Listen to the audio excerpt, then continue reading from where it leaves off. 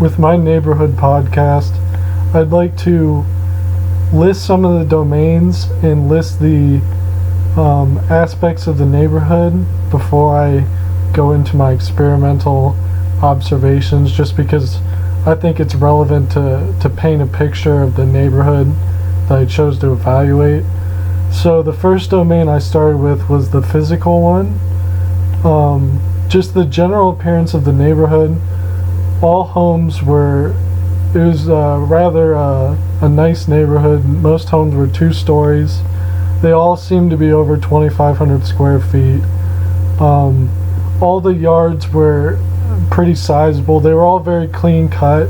It seemed that the neighborhood had some sort of housing committee that contracts landscaping out to outside businesses, because there were always the trucks sitting in front of a bunch of the houses, and they were always doing yard work.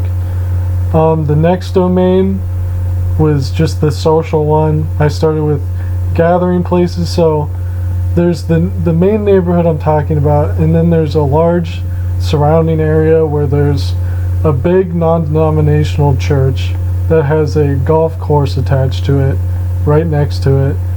And then within probably half a mile, there are 2 plazas that have multiple fast food chains and a grocery store.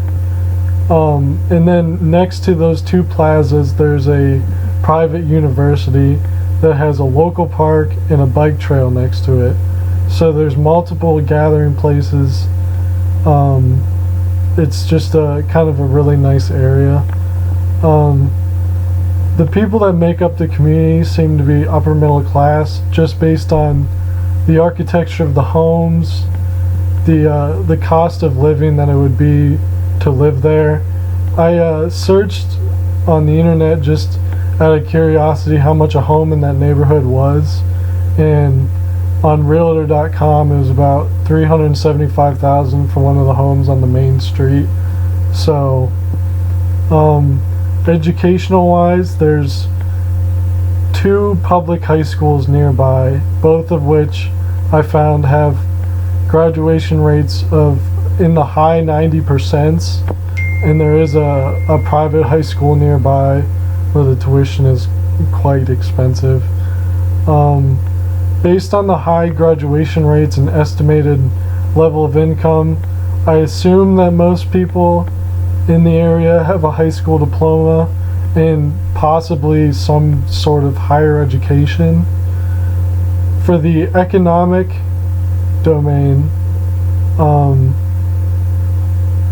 already listed all the different types of businesses close by. There's also multiple different types of insurance offices and local businesses. Like in the plaza, there's a pottery store.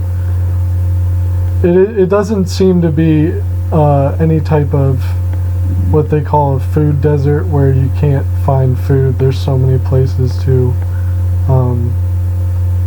find things to eat.